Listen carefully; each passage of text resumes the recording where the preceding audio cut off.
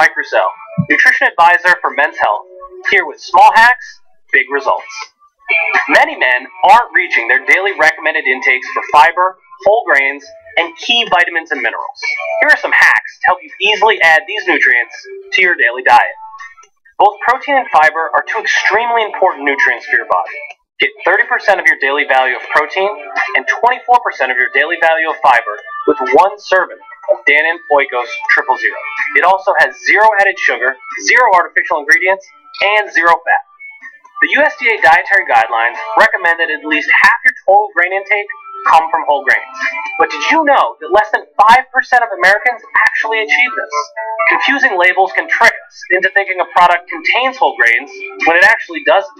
Be sure to check the list of ingredients and make sure that the first ingredient is 100% whole grain. Mom always told you to eat your fruits and vegetables. She was right. Do you know that they often carry many of the nutrients that are lacking in the American diet? Try to eat at least one or two different colors of fruits or vegetables at every meal in order to get the assortment of vitamins and minerals that you need. Hitting your daily nutrition requirements is easier than you think. Just snack right and choose the healthy food options that provide the right kind of variety in your diet. Presented by Dannon Oikos 000. 15 grams of protein, zero added sugar, zero artificial sweeteners, and zero fat. Possibly the perfect protein snack. Guess what kind of interview we have for you guys today? No, not awesome. Very excellent interview. Okay, we have a rare returning guest, Alex Winter. Alex, I think you and Oliver Stone have returned. I think we've driven everyone else away. So Alex, you might remember him from The Lost Boys, from Bill and Ted's Excellent Adventure, and all the Bill and Ted movies. He's also the co-star, co-writer, co-director of the cult favorite Freak, among many other movies, of course. And last time we came in here to talk about Downloaded, super interesting movie about Napster and the rise of all that. Now, the new movie, I love this idea, because I'm so glad I have an expert on this. I've secretly not known anything about this, but didn't want to admit it until this moment. The new movie is called Deep Web, The Untold Story of Bitcoin and the Silk Road. It's called the Silk Road, a billion-dollar online marketplace for illegal drugs. eBay for drugs. The elusive ringleader known as the Dread Pirate Roberts. Who is the Dread Pirate Roberts?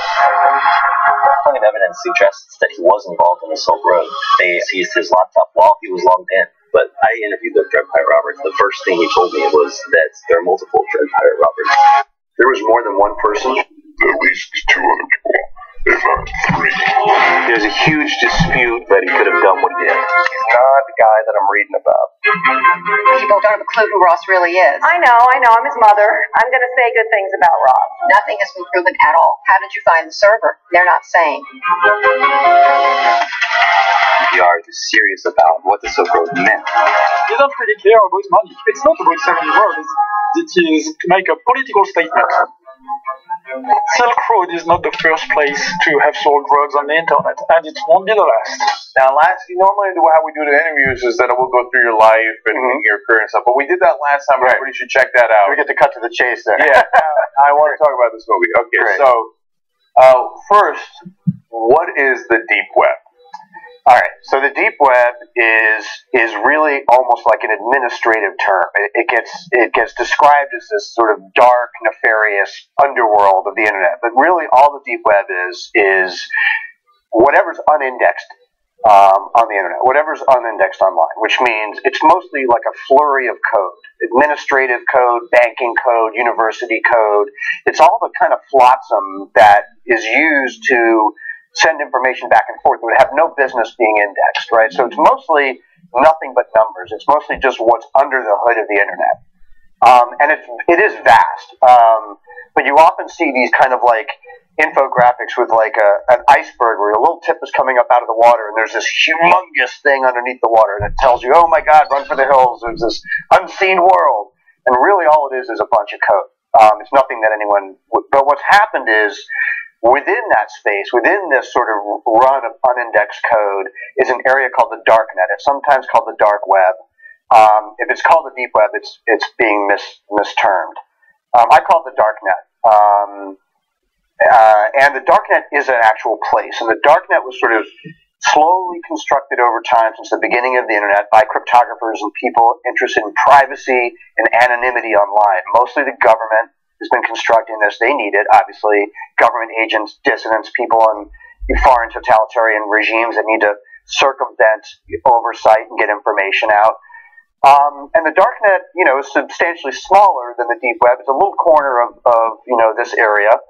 And within that, black markets also began to be created over the last few years, and the Silk Road was one of those. It was sort of the preeminent black market, and it used Bitcoin, which is a cryptocurrency, which can be anonymized.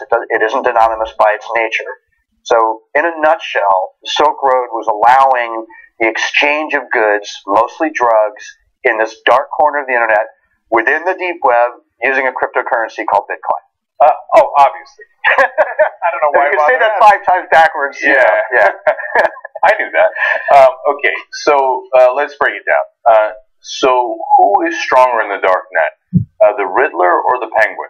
The Joker, usually.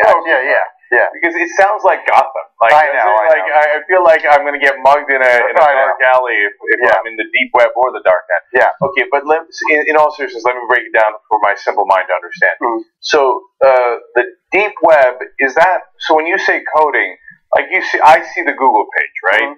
And it's a very simple page, but there's code behind that page, right? So is the deep web just simply the code behind the page? It's the code behind a lot of different types of pages and organizations that are using the internet to move information back and forth. So it's really just a run of unindexed code. It's the type of code and the type of information that does not need to be indexed. What does that mean, unindexed? It means that Google isn't tracking it. It means that you can't type into Google, take me to Rutgers University administrative code. I really want to have a look at that. It won't show up. Because it's there, but it won't show up. Exactly, it's unindexed. It's just there's no reason to index that. It's really just data. That's all it is. Now I understand it. I feel much better. Okay, great. All right, I totally get that. Now, for hackers or professional coders, etc., accessing that stuff is, I imagine, super easy. They're like, computer, give me Rutgers. I did both Robot, Scotty, and my dad in there. Yeah, good. Great. That's impressive. Okay, so is that roughly true? Yeah, I mean, again, there's really no reason for a hacker to hack the deep web. I mean, it's really like, it'd be like a car thief wanting to overturn your car and examine your carburetor. I mean, it's really just gobbledygook. There's nothing in there of any value. The darknet, however, an area that's specific within the deep web, is a place. It is a terrain. There are different ways to access that terrain. Tor is one service that allows you to do that. There are different ways. And hackers do surveil that area. So does the government. So do a number of people. Okay, so it's just not available to schmucks like me. Exactly. Right. Yeah. It's not like none of this is available to schmucks like us. Okay. Yeah. So it's not like the government doesn't know where the dark net is. Exactly. The government basically built the dark net. I mean, that's the thing you have to understand. It sounds, the terminology is so evocative and dark. But it isn't. It's literally like the door on your bathroom. I mean, that's the way I describe it. I mean, the dark net is the door on your bathroom of the internet. It's a way of saying we don't want everything to be visible, just like human beings don't like we like to wear clothes, we like to have a door in our bathroom, we like to have blinds on our living room window. Well, here's the development of privacy on the internet. And it's been developed online since the beginning of the internet. It's only now that we're at this crossroads where there's debate over where there should be privacy and anonymity on the internet. I mean, there was a huge article, I think, in CNN yesterday saying ISIS is using the deep web. I think they even mistakenly referred to it as the deep web for terrorism. Deep web bad, dark net bad. And again, sure, I mean, ISIS is probably doing that. DARPA, an area of the government, has been tracking ISIS through all forms of the internet, including the dark net. But that doesn't mean that privacy is bad or the darknet itself is bad. The darknet is mostly not used by nefarious criminals. It's mostly used by people who just want privacy on the internet. Okay, so when you said it's just a door for your bathroom, I immediately thought, no, it's not buying it. It's the Matrix. And the It's sexier to say that, sure. And the architect clearly has the key, and we have to find him. Yeah. Okay, but again, since I don't use it and I'm not a tech guy, it's hard for me to understand. When you say it's just privacy on the internet, like, okay, so if I was savvy enough, could I build? What would I build? Would I build a website in the dark net? Sure, you could do that. Okay, and then who would be able to access that website? Whoever you wanted to. There are wikis on the darknet that tell you how to get to certain sites. If you were creating, this grew out of the beginning of the internet, back in the BBS Usenet era, back in the 80s and early 90s, before the web really took off. There were a lot of communities on the internet that began to grow that were anonymous or private communities. People just like to commune without having to expose themselves, sometimes for various reasons, and sometimes it's just for having pure privacy. So you had what was called the alt movement back then. You had alt, book clubs, you had music clubs, you had drug alt clubs back in those days too. There's always been drug markets on the internet. So there was a lot of different reasons, and then those grew and grew and grew over time. So if you say there are organizations that are using the dark, there are artist communities on the darknet. There are people writing a lot of interesting stories about this. They want to be able to have a community that's just their own, and they will share those web addresses amongst each other to get so that you know how to get in. Those aren't actually publicly given. And so, can I just interrupt for 1 second there? So to understand that better, so it's not like they had to use. Or maybe let me ask, do they have to use do they have to be an expert on the web to figure out how to do the crypto, all that stuff? No, I mean, there's a little bit of technology involved. There is. I mean, when you hear that it's super easy for anyone to have bought drugs on the Silk Road in 2011 and 12, that's really inaccurate, because it was actually quite cumbersome to buy drugs on an anonymized, hidden marketplace, and it required some skill. And I have a teenager who's very tech adept and still can't figure out how to get into the dark net.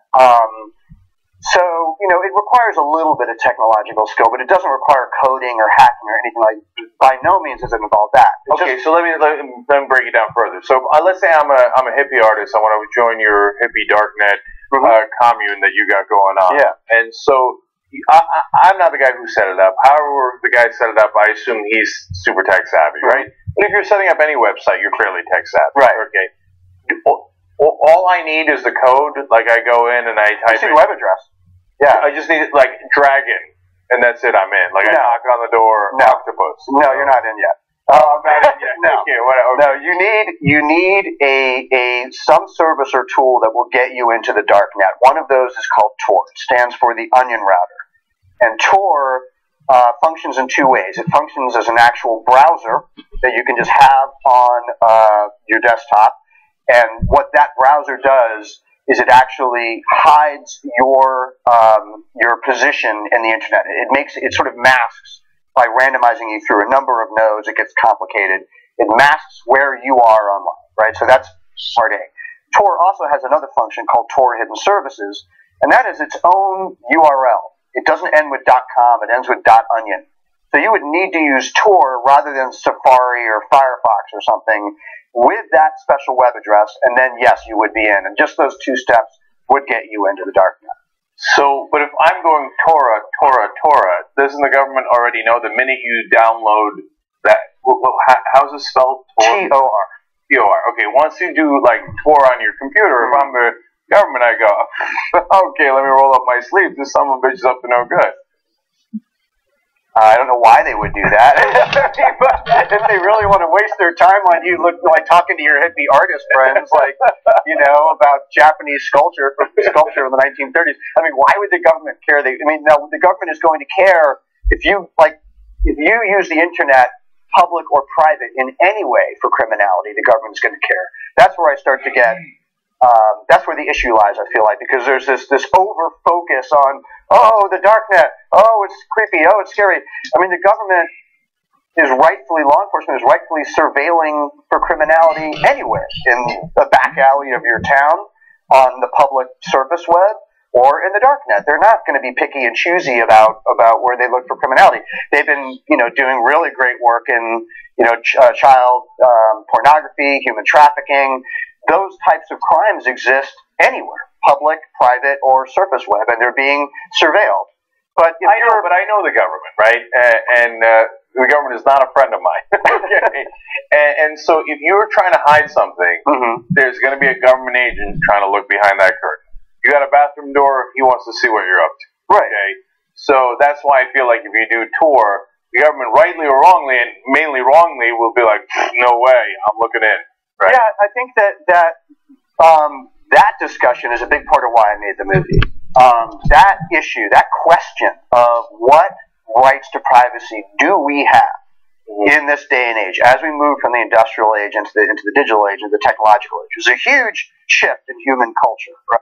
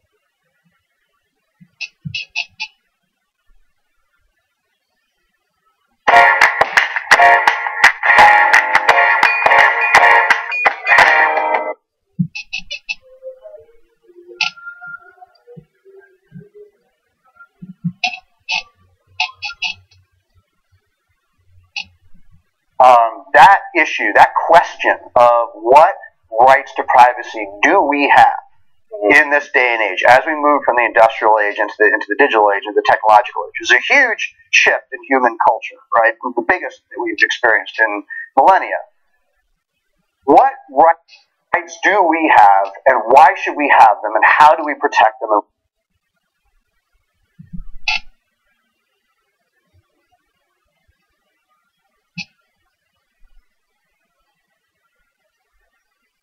What laws need to be changed, and what laws are being breached in the ways in which we exist in that space. And the Silk Road case, to me, hit so many different issues. It just like bullseyes so many different issues. Even if you don't look at the human aspects of this story, it gets into Fourth Amendment search and seizure questions. It gets into is privacy for human beings today a right or a privilege? Do we have privacy? Where is the government overreaching? It even gets into sort of the questions of warrants. How do you search and seize, say, servers or warrants, whether you're enacting proper warrants or not for search and seizure, because the internet crosses boundaries. So if I'm an American, but I may be using a server that's in a foreign country, does the government have a right to pull that server, by having some interchange with that country that is unconstitutional in my country? So the Silk Road really hits every single one of those before you even get into the case of Ross Ulbricht and the person involved.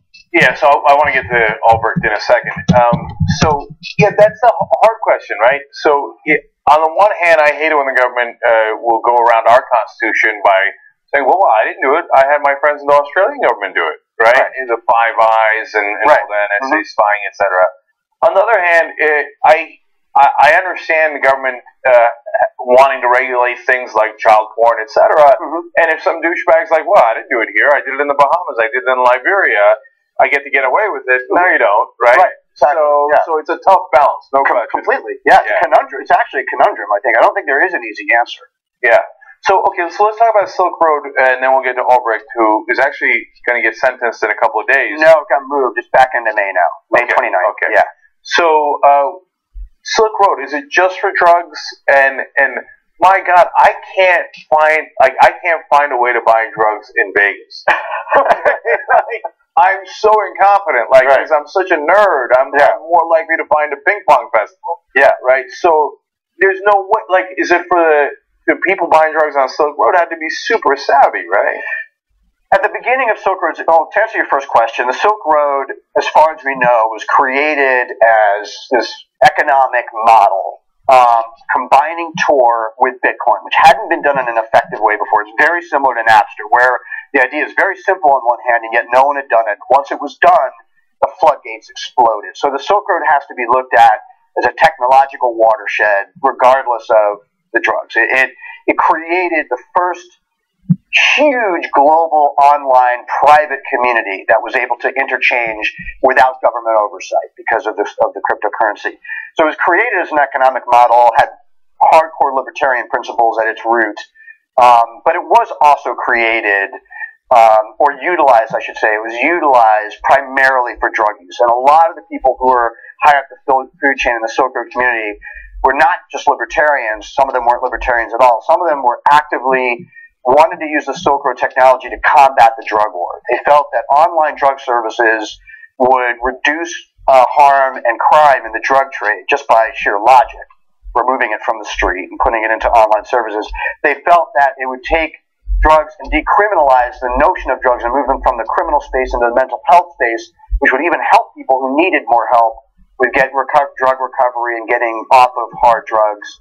So it was a very, very, very radical idea. It wasn't just, hey, I want to, score some weed or some meth on the internet.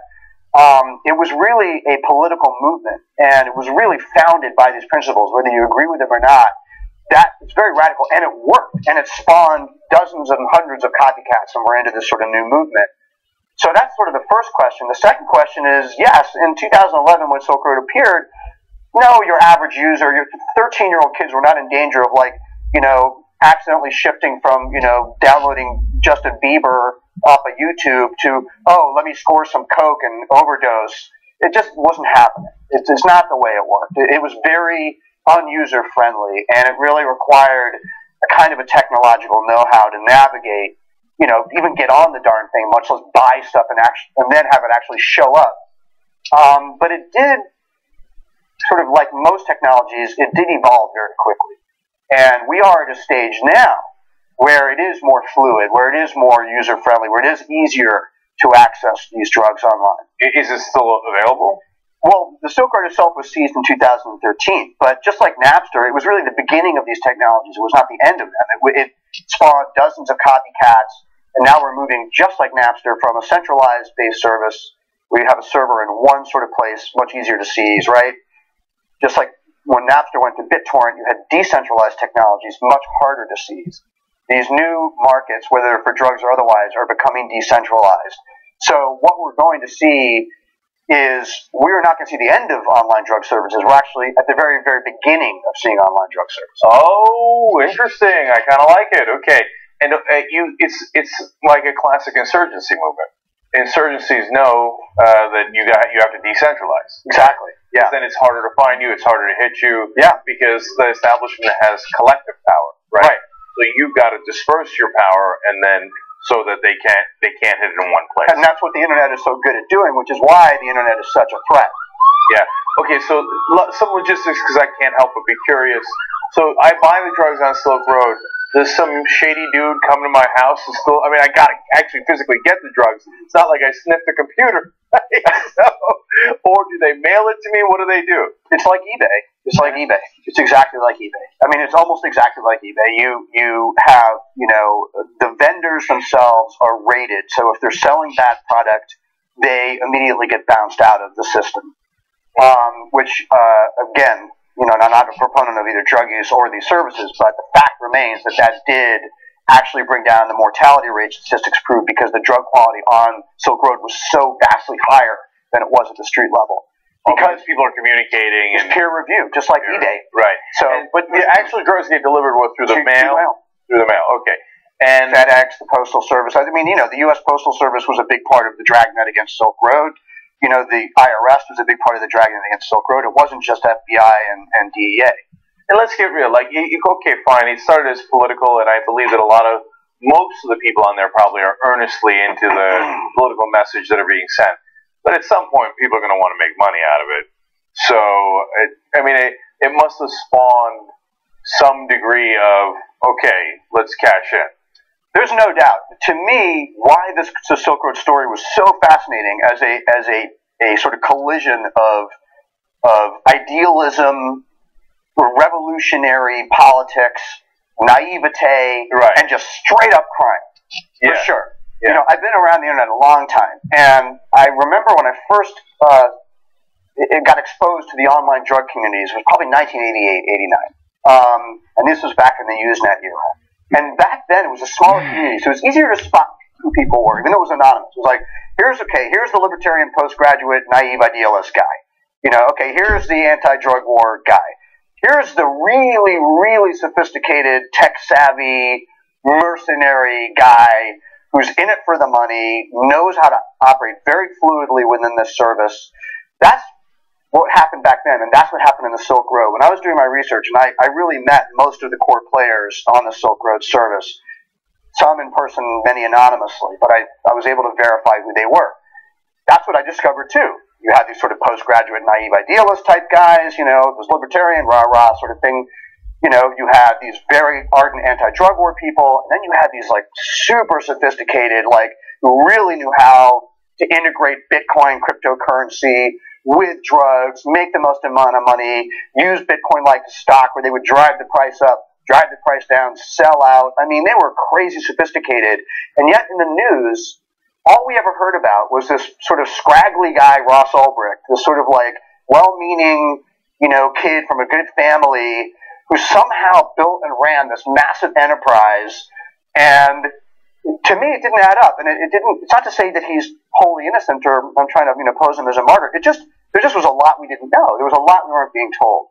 So that's why I can't wait to watch the movie, because I want to see how it all unfolds. And you have this amazing access to the Holbrook family, let alone all the other people that you talk to. But last thing before Holbrook, the guys who were the tech savvy guys that came in for the money, they were Russians, right?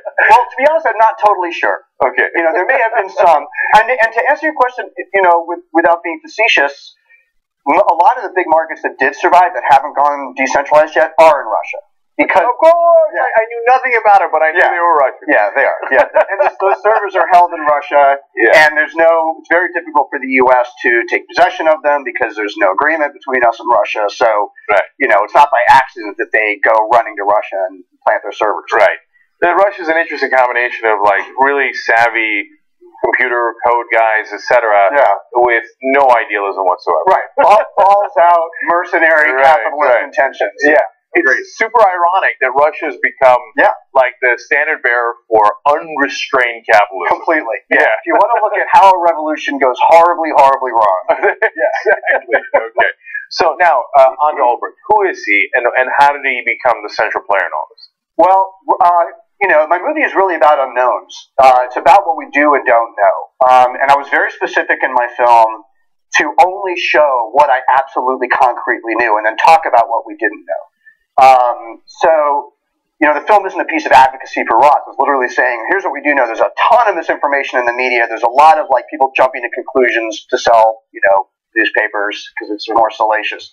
But we really don't know a lot. What we do know is that 30-year-old guy extremely bright, put himself through 2 full scholarships, got a master's degree in mechanical engineering from Penn State. According to all of his friends, just this very pacifistic, libertarian, not money-oriented, never had money, never interested in money, lived like a grad student even after school, sort of, with roommates, almost like on a couch type guy.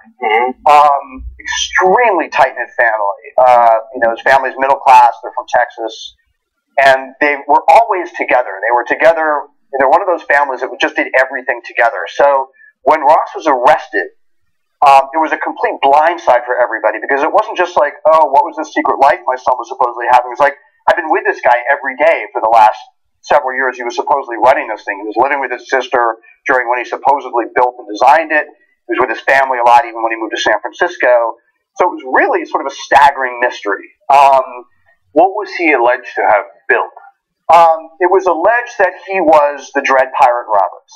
Ooh. So the Dread Pirate Roberts, about a year into the Silk Road's existence, this character appeared in the Silk Road, calling himself the Dread Pirate Roberts, and claiming to be the creator, owner, and operator of the site. And the Dread Pirate Roberts, wrote these manifestos on because it was a big community. It was a very community-based organization. I mean, a lot of people were there predominantly for the community. So people were writing sort of political manifestos, and DPR was sort of this spearheading these manifestos. So the accusations against Ross were that he was the Dread Pirate Roberts, that he built and ran the Silk Road through its entire existence, right?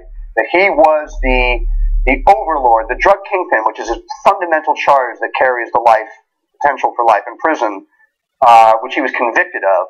That he was a drug kingpin and a computer conspiracist who had built and run this massive online drug marketplace, was facilitating that. But not only that, but at a certain point early in his arrest, these charges were floated that they were accusing Ross of engaging in murders for hire.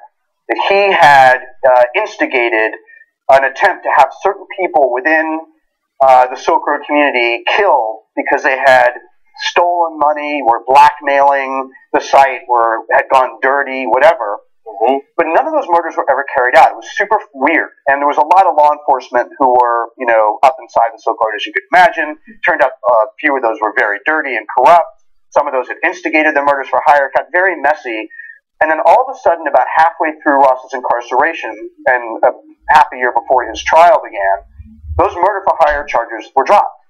And he wasn't indicted for murder for hire at all. And he wasn't charged with murder for hire. So it's been a very, very strange case, and it's been very hard to really understand exactly what he did or didn't do when you're dealing with anonymous users in an anonymized technology using an anonymized cryptocurrency. Okay, so it reminds me a little bit of the Jose Padilla case. So in that case, he's an American citizen who happens to be a Latino that turned to Islam, and then he gets arrested, come back into the country, and the American government, at the time, the Bush-Cheney administration, says, this guy's a dirty bomber. He's going to blow up buildings in Chicago, and he's so dangerous, we're going to go outside the Constitution and not charge him for a while, just keeping him in indefinite imprisonment, right?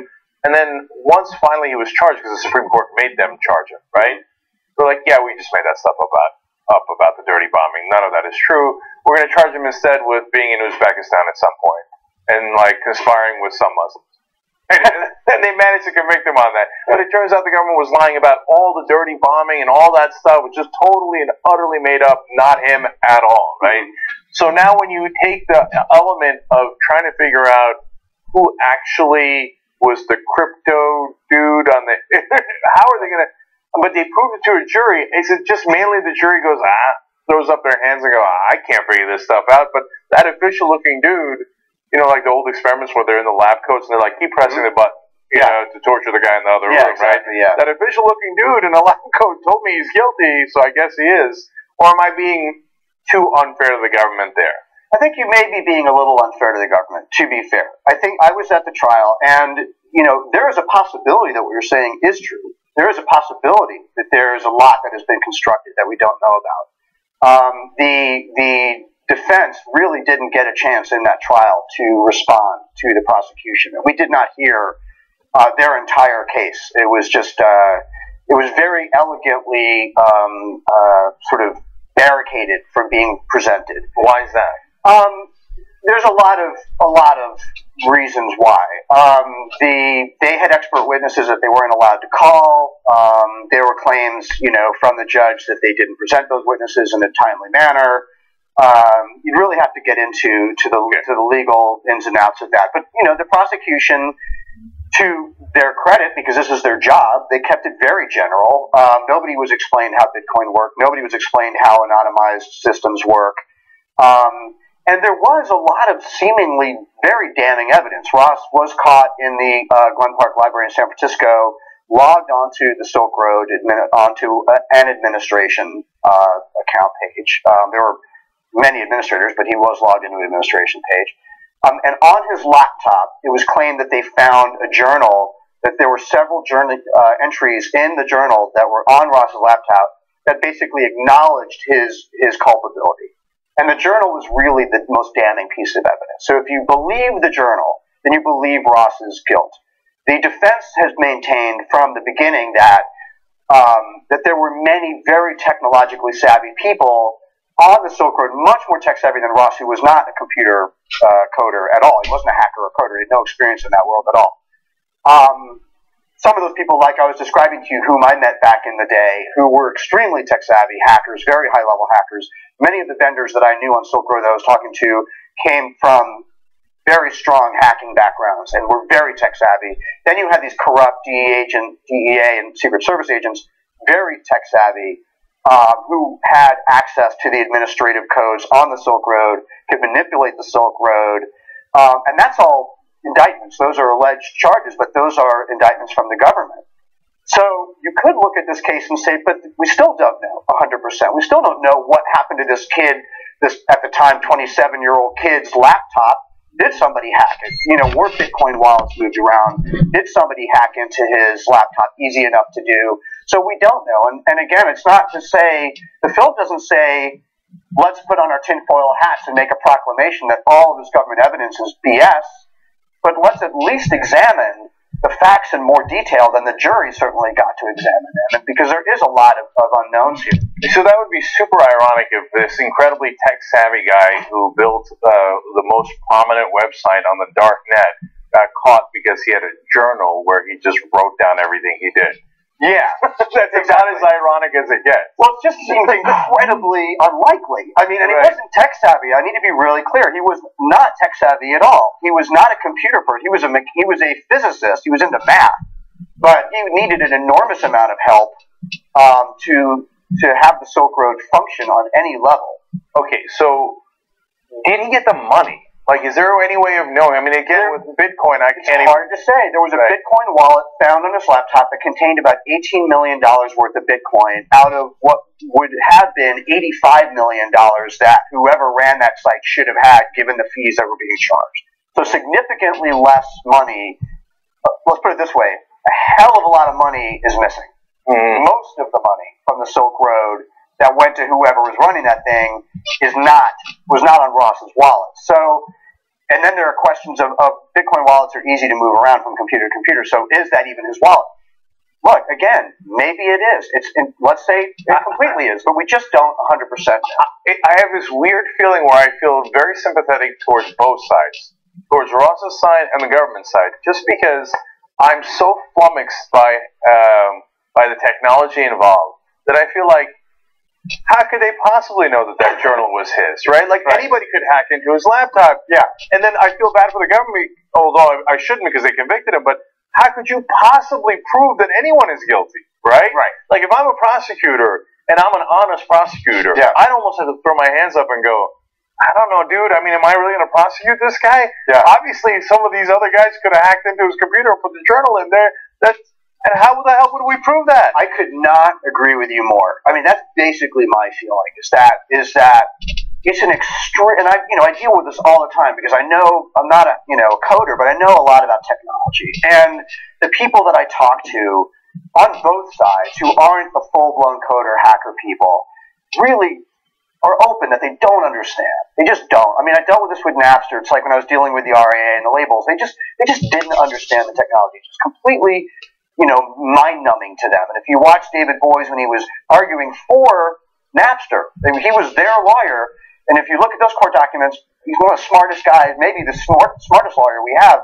Clearly didn't understand the technology at all. So, when you're dealing with that in these issues, I mean, that's one of the things the film is really addressing is how do you try these cases? How do you, with any degree of certainty, you have to take a lot at face value. Like one of the federal agents that I saw on the stand, when they were questioning about Bitcoin, to his credit, it's like, how else do you describe it? It's like, well, Bitcoin is basically just like, the ledger is basically just like your checkbook ledger.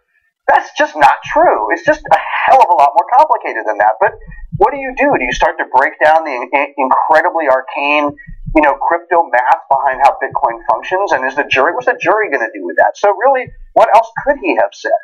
And I just think we're entering this terrain of what I think is dangerous is that, a lot of policy is going to get baked into place. A lot of malfeasance and overreach is occurring. A lot of demonizing is occurring, both from the government side and I would argue from the media side. And I think Ross's case is perfect for that. I think that when you see, even today, when you see an article written about Ross in some big publication, the subheading will be, how did this good, clean kid turn from, this, mom-loving good guy into a murderous drug kingpin? Well, A, he wasn't charged with murder, so why are we calling him a murderous drug kingpin? And B, was he even a drug kingpin? So it's and that's, as far as Ross is concerned, that's the end of that guy's life, potentially. I mean, they're going to appeal, and they're going to keep fighting, but what if we are wrong? Like, what if any part of that story is not true? Then this guy's life is in the balance, and you really have to go from here all the way over to here to make that leap, and I'm just not willing to make that leap. Yeah, I worked for as a prosecutor for about 3 seconds. I did two internships when I was in law school, U.S. Attorney's Office and a local prosecutor's office in New Jersey. And so it's not like I don't have sympathy for prosecutors. I do. I mean, for a while I wanted to be a prosecutor, but if I'm on the jury, I don't think I could possibly convict because I've got to have conviction beyond a reasonable doubt that the guy did it. But when it comes to the tech world, it's all reasonable doubt. Right. Look, I made this prediction on the show before, and I'll double down on it now.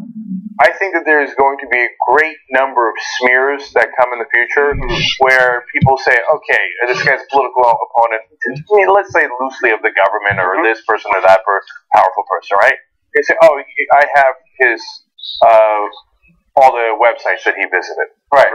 And it's going to be horrible, sex this and sex that, and smear him with this and smear him with that, etc. And no one's going to know. Right. The minute you put it out there, everyone will believe it because all the media will run it without questioning. Like, oh, this guy watched child porn. This guy watched this. This guy watched that. But who the fuck knows? Nobody knows, right? Yeah. You can make that up so easily. Yeah, completely. So I feel like if I'm sitting on a jury, maybe there are real bad guys out there. We keep using the easy example of child porn, right? But how do I know? How do I know somebody didn't frame him? Right. It seems like everything's beyond a reasonable doubt.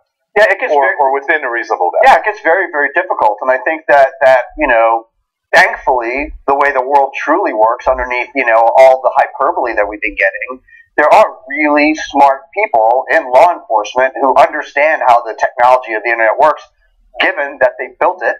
DARPA built the damn thing. Mm-hmm. So you've got people within that world who know what they're doing, and I'd say that the task forces that deal with human trafficking and child pornography are pretty damn good, thankfully, as we want them to be.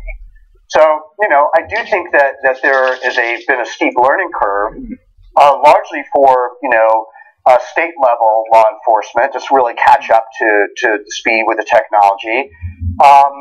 And I do think that there has been this out of fear, this sort of panic-stricken race to just overreach, to just say, and I'm stating the blazingly obvious here, but let's just cast a net over all of it, surveil the whole damn thing, and it's the whole needle in a haystack issue, which I think is a ludicrous way of trying to go about this. And I think that it doesn't serve law enforcement and it doesn't serve the public. I just think it's the wrong way to go about it. So on Ross again, if he's got the $18 million in Bitcoin, and this goes to my lack of knowledge about Bitcoin, can he cash that in and use it for his lawyers? Could he have rebuilt the dream team?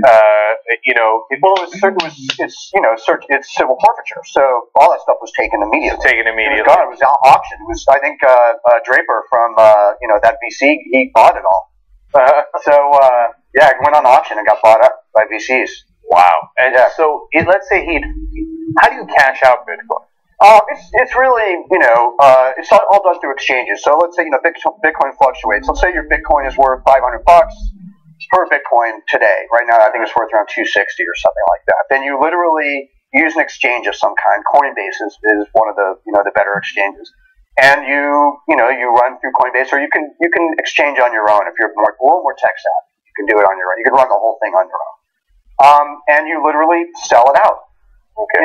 It's just no different than pretty much like exchanging currency from a foreign to a U.S. currency. I'm afraid that if we get further into the Bitcoin wormhole, I wouldn't. My movie has very little to do with Bitcoin. Okay, all right. Yeah, we won't be able to get out. So I'm going to ask you a question you might not be able to answer. Do you believe Ross is the Dread Pirate Roberts or not? I don't know. I mean, that is my answer. I think that's a really, you know what I mean? In this day and age, I think it takes a lot of moxie to just admit that you don't know. I mean, I think everyone is always feels like they have to fall on one line or another. And, to me, the answer to this story is I don't believe we know. The government believes he is. There's a lot of people, both in the Silk Road and obviously his family and friends that know him, who really staunchly believe that either he wasn't or he was one of several. Because the Dread Pirate Roberts was a user account, and a lot of my friends in the Silk Road took it at face value that there are 4 or 5 people using that same Dread Pirate Roberts account because it worked basically 24/7, and people would give you different answers depending on what time you contacted them. And if you wanted a certain answer, you knew to only go on Thursdays at 2 because then you were going to get this version. And if you went on a Friday at 5, you were going to get some a-hole that wasn't going to give you an answer you wanted. And those were very specific high-end vendors that I knew in the Silk Road who were like, everyone knew that there were a bunch of people on the Dread Pirate Roberts account. But that doesn't, exclude the possibility that perhaps Ross was, as is argued, the main Dread Pirate Roberts. So I just don't believe for all the research that I did, I don't know. It's possible, but I think what you said kind of says it best. It's very, very difficult with absolute certainty to know who's doing what in these territories, because I do know how good hackers are, and I do know, this is something that I encountered. I think the Sony hack is a really good example of both the extent of the threat and the level of ignorance around these threats, because I encounter more often than not people like, well, why do I care about my privacy? I've got nothing to hide. I'm like, okay, well, what if you were one of those employees at Sony that had all your information taken? What if you were one of the people who were on Anthem Blue Cross who had all your medical records blitzed out into the sphere?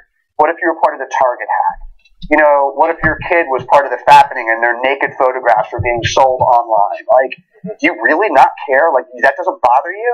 So I think that's a really, really unacceptable answer to the questions moving forward. I think that's got to be put aside. And I think that what the Sony hack showed us was that, we are at risk, we are at threat, and yet our operational security sucks. So I don't believe that it took high-level international espionage to penetrate the Sony network. With my understanding of hacking, I don't think it's a nice thing to do. I think it's a horrible hack. I think what happened with people was horrendous, but it was not that complicated from a technological standpoint. Because most of the operational security for both the public sector and the corporate sector, it sucks. And so I think that you can't discount the reality when you're dealing with cases like Silk Road and stuff, that hacking into your computer, meddling around with it however you want, is just far easier than people want to accept. Because I think it's terrifying to realize that, yes, I could go on your computer fairly easy. I could put a keylogger on the computer that identifies every single keystroke you make. I could turn your camera on and off whenever I want. I could have your microphone on 24 hours a day and record everything you're saying, even if you think your computer is off. And those hacks sell for not even a lot of money on the internet. I mean, there are 15-year-olds doing hacks like that. Okay, last thing. I don't believe the government knows what it's doing. Okay, and tell me if this is true or not. Or maybe it's the long con. Because there's no way the Sony hack was from North Korea. It could be the easiest thing in the world. North Korea didn't do it. They can't flush the toilets. Okay? It's like they just executed someone else, their top defense chief. We just found out about it this morning. And they blasted him with anti-aircraft gun from 100 meters. I mean, they're nuts. They couldn't hack into their own heads. Okay? So we got Joffrey running that place. So it's someone else, but the government is telling me it's North Korea. Okay, ISIS has Twitter handles. I mean, if the government agents had a modicum of self-respect, they could trace it back to where ISIS is and figure out where the head is, etc. Right? Mm-hmm. Yet Al Qaeda and ISIS have been tweeting for decades, right? Yeah. And putting out messages for decades. So is it that the government knows all this stuff, but for whatever reason just won't act on it? Won't tell us who actually did the Sony hack? Won't tell us that secretly they've killed everybody in ISIS because they traced their Twitter accounts back, right? Or they don't know. Yeah. I mean, my answer is the same one I gave you before, and that's probably what's most frustrating to everybody, is we don't know. We don't know. I mean, because, and to be fair again, I think one thing that happened with Snowden that was interesting is it democratized or popularized the notion of intelligence, right? It was something you didn't have to read the Le Carre books to go, oh, wow, the world is a really complicated place, and people aren't always telling the truth, right? So, I mean, there are some times when, for national security, it is in the government's very best interest not to tell the truth, and wake up. That's what, in the middle of the conversation, I came to a conclusion. Yeah. Okay, no, I know. But, they use that to make it seem as if, oh, we know, but we can't tell you because we're really smart. Right. But we just saw the Seymour Hersh piece, which has at least been proven in part by the NBC News corroborations, right? Which shows that, no, the government, the CIA didn't even figure out the goddamn courier, which wasn't that sophisticated to figure out, right? There was no courier. The Pakistanis were keeping him as a prisoner. Just a guy came in and said, we're from Pakistani intelligence. We got him. He's in Abbottabad. Give me the $25 million, right? Yeah, there I totally agree with you. My personal opinion is I think what you're saying, which is that the reality of the reality is that it's mostly like the DMV. Yeah, exactly. It's mostly this really cumbersome, bogged down bureaucracy that barely functions. And I do agree with that. I think that one of the funny kind of similes for that is that when Kubrick started to make what became Dr. Strangelove, he spent a great deal of time trying to make it as a drama. But the further he researched how the nuclear arms race worked, the more he dug into what was going on. It was a farce. He was like, I can't make this as a drama. This is high comedy. And I do think that's closer to the truth, unfortunately. Yeah, so that's why, I now have reached the final conclusion on the Olbert case. Okay. I partly for the reasons I said about establishing that he's guilty beyond a reasonable doubt is near impossible. Mm-hmm. But also based on this conversation we just had, I would vote not guilty, not having served on the jury or knowing anything about it whatsoever. That's right. But in this general conversation, because I don't believe the government is savvy enough to tell me for sure that it was him. Right. Okay. I believe that they're bumbling bureaucrats, and they like to pretend they know everything. Oh yes, well we had that tracked and traced and I know that the journal in his laptop was really his, right? I don't believe you. I don't believe you. I mean, until you get me al-Baghdadi, the leader of ISIS, because you traced a messenger from Twitter to ISIS headquarters and then to Baghdadi, etc. Until you get Baghdadi, Ulbricht's got to walk. Right. Okay, because until then, I don't really believe you that you know what you're talking about in the tech world. Right. Yeah. Right. Yeah, and I agree with you. I mean, I sat in the courtroom and I as many of the journalists, that were there with me that knew the case, as well or better than I did, we were all kind of breathless when it ended. Like, really? That's it? That's all they have to say? And that's 7 convictions and the guy faces life in prison? It felt very abrupt. Mm-hmm. All right, well, check out the whole movie so you guys can get the whole story and don't make snap judgments like me. It's called Deep Web, The Untold Story of Bitcoin and the Silk Road. Alex Winter, as always, a pleasure having you on. Great conversation. Thank you so much.